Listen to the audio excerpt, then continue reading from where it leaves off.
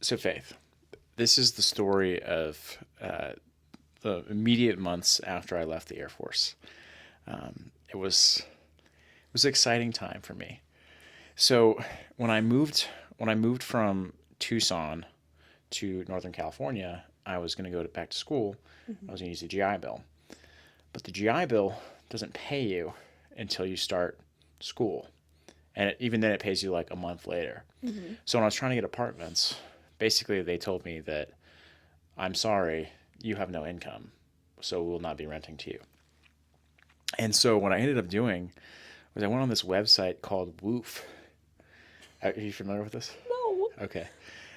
Basically, it's a website that pairs you with mostly it's farmers, and I traded my labor to stay in this back house on a farm in Sonoma County. And the farm was like it was a bunch of pigs and chickens and goats, and it was it was tough work because I'd work like 12 hours a day. Because the arrangement is that you're supposed to work there at least like 5 days a week. But because I missed a lot of the days because I would drive into the city to go to school, Mm-hmm. I had to work extra on the days I was off. So I'd be working these like 12-hour, you know, maybe even longer shifts. And then I'd get done with that. Oh, I have homework. Go do my homework, wake up, and I had to drive so far into the city to make to my classes. I had an 8 a.m. because it was my first year back. And I'd be up to like midnight and then get up at like 4 in the morning because you have to drive Oh. so early or else you'll hit traffic. Anyway, I did that for a little while and it was pretty miserable. Thankfully, I have a cousin that lives in a suburb of the Bay Area, and they offered to take me in. So I ended up staying in their spare room for That a wasn't few your months. first choice? Well, I don't like to be a beggar. Okay. They offered, and I desperately accepted. Please, Yeah. please.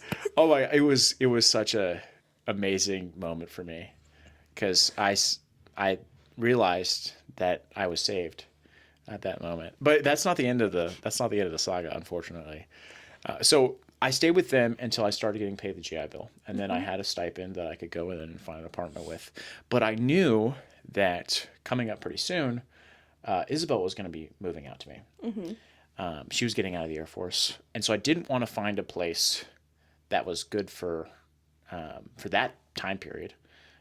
You know, with the expectation that here pretty soon I was gonna end up getting a spot with her, and so I looked and I ended up finding this extremely affordable relatively for the Bay Area. It was still like $1,300, but we call it the shoebox.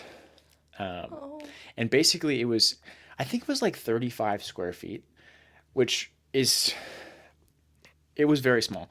The reality of it was that when I laid down on the bed, I could not stretch out all the way. Like the room was so small that I'm a pretty tall guy, but I couldn't stretch out all the way. It was that small. I had to sleep curled up, and I had a window, but the window was on the interior in the building. So there's this column of open air, and all of my neighbors, I don't know if they made like an arrangement, they all smoked and they all smoked out of their windows and it would just billow into my window. And at this point, it's not really related to the housing situation, but I had just gotten a concussion. So I was highly concussed, extremely nauseous. It was the heat, and there's no air conditioning because in the Bay Area, a lot of those places don't have that because it's Mm-hmm. usually pretty mild. There's the heat of the summer. I'm concussed. There's smoke billowing into my room, and I can't stretch out all the way. And I was like, this is not going to work. So I emailed these people, Mm-hmm. said this is the worst situation I've ever been. So they moved me into a different place, which I call the cupboard because it was a little bit more Oh. expansive. I actually had a window that pointed to the outside Oh, and good. not just the inside. Yeah. And I ended up staying there for, I don't know, 6 or 7 months. Wow. Yeah. I thought you said Isabel was coming out soon. What do you mean 6 or 7 months in a cupboard? Maybe it was a little bit less than that, like 3 or 4 months, Okay. something like that. It was right around when COVID happened that she ended up Okay. coming out. So, what was that, March? Yeah, March of 2020. It was a spring semester. Ah, Yeah, but yeah, it was a pretty lovely experience for me. yikes. And it didn't matter. Like it didn't matter that I had savings or anything. They did not care. They're No. you don't have income. Sorry about your bad luck. Yeah. Enjoy being on the streets. Yikes. I will say that that farm is the best bacon I've ever had. It was incredible. It was so good. Okay. I would do it all over again just for that. Didn't you take care of those pigs? I did. You nurtured them, you named them. I didn't name them. I took more care of the goats than I did the pigs. Although there was a goat there that it was called Thunder, and I had to cross through his pen to get to the other goats. And there were some baby goats and a bunch of baby Great Pyrenees, which were adorable. Yeah. That was the highlight, actually, was the baby Great Pyrenees. But I would cross through Thunder's pen, and Thunder loathed me. He wanted to kill me, I'm pretty sure. And every time it would be a race against the clock, because as soon as you entered, he had this sixth sense about him. He would be looking the other way, or he'd be in his pen and he couldn't see you. But the second you jumped the little fence, oh, he's on you.